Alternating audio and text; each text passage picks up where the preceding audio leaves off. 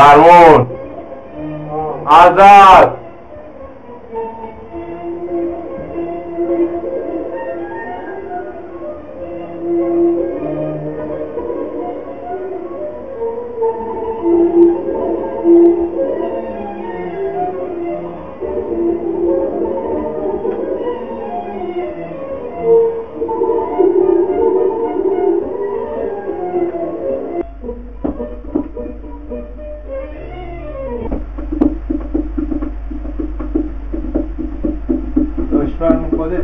چرا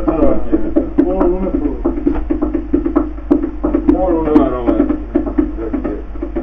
گردن نگذاشتید قربون تو سو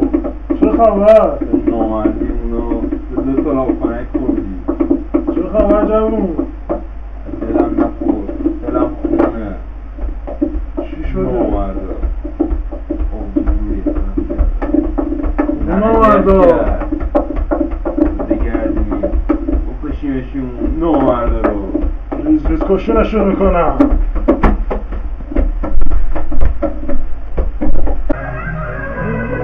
درد روزگاره چی بگیم ای آقا فرمون شاکر آقا فرمون یا بفرم آقا فرمون بابا باش بفرم آقا چه خبر آقا فرمون بس آرزا سک و صورت ترکوندی چیه آقا فرمون قضیه داره داستون داره داشت والا ما بودیم 300 علی فرصت آقا 500 آقا کیریم آقا فرمون از ما رو از اونا گفتیم این دواخوری سر من رفتیم تو هتل بند آقا علی آمد شد سالی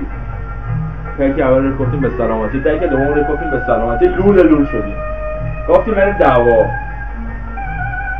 آره خلاصه یارو اومد این هوا گفتیم رکت گفت پتت ناکس عملی رو زد رفتیم تو جور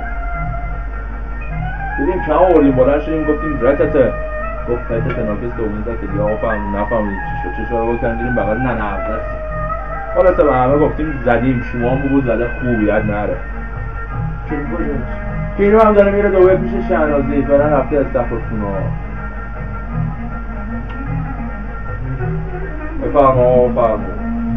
سلامتی آقا فرمون و آزادی آقا فرمون بفرما منده اوه ببخشی آقا فرمون آقا نفتی شما آقا فرمون بحثی یه سری کاره نیمه تمام دارم یه سری حساب داریم من تصویه کنم